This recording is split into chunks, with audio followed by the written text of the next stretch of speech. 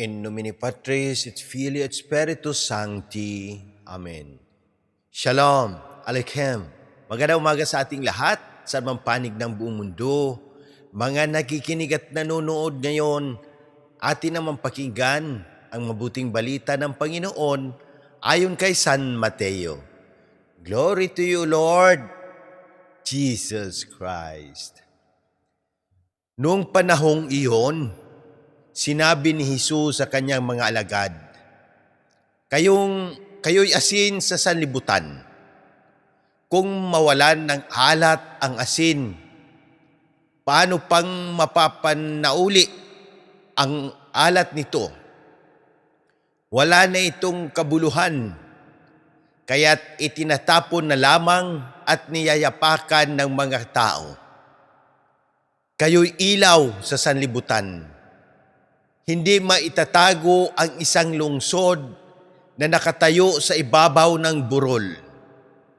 Walang nagsisindi ng ilaw at naglalagay nito sa ilalim ng takalan.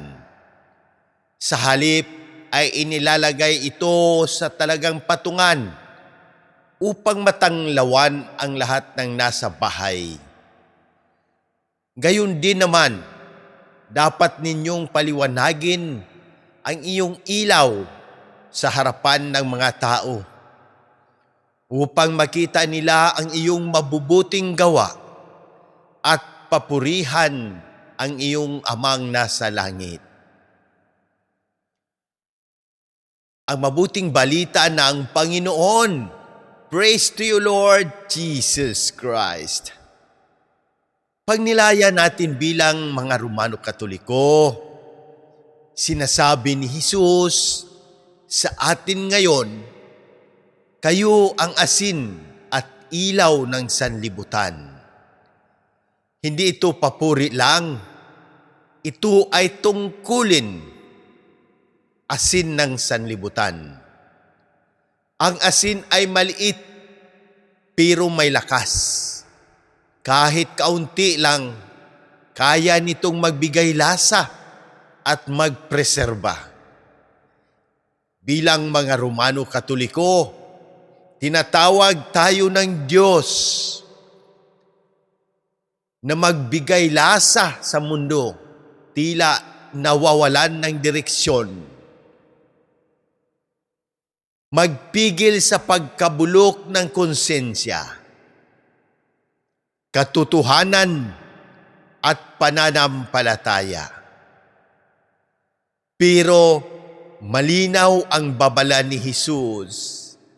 Kapag nawalan ng alat ang asin, wala na itong silbi. Halimbawa ngayon, kapag Kristiyano tayo sa simbahan, pero mandaraya sa trabaho, mabait sa mesa, pero mapanira sa social media, paladasal, pero walang malasakit sa mahihirap, unti-unti nawawala ang alat ng ating pananampalataya. Ilaw ng sanlibutan. Ang ilaw ay hindi para itago. Ang tunay na Kristiyano ay hindi tahimik sa harap ng kasamaan, kasinungalingan at kawalan ng katarungan. Sabi ni Isaias, ibahagi mo ang iyong pagkain sa nagugutom, at ang iyong liwanag ay sisikat sa dilim. Ibig sabihin, ang ilaw ay hindi lang salita, kundi gawa. Ano ang tamang gawin bilang mga Romano Katoliko ngayon? Mamuhay ayon sa Ebanghelyo, hindi lang magsalita tungkol dito. Maging saksi ng kabutihan sa pamilya, opisina, barangay, at online. Ipagtanggol ang katotohanan kahit hindi popular. Maglingkod sa may sakit, mahina at nangangailangan. Magtiwala sa Diyos, hindi sa sariling galing, gaya ng sinabi ni San Pablo. Ang lakas ay nagmumula sa Diyos, hindi sa tao. Hindi tayo tinawag para sumikat, kundi para liwanagan ang daan patungo sa Diyos. Panalangin ng bayan at paggaling. Ama naming mapagmahal, lumalapit kami sa iyo ng may buong tiwala at pagpakumbaba. Ipinagkatiwala namin sa iyo ang lahat ng may karamdaman, ang mga mahina ang katawan, may dinadalang sakit at pinanghihinaan ng loob. Ipinapanalangin namin ang agarang pagaling ni Monsignor Ismael, Padre Arnel, Padre Ayan, Padre Lorenzo Butz, Padre Cesar, Raul, Jonah, Richelle Kay, Adela, Fatima, Raymond Lawrence, Faith, at ang aking buong pamilya.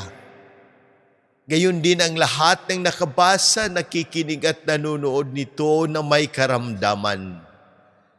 Pagpalain at ingatan mo ang lahat ng kaparian, ang aming mahal na Santo Papa Leo XIV, ang mga obispo, aming kura paroko, Diocesan Administrador Monsignor Claro Caluya.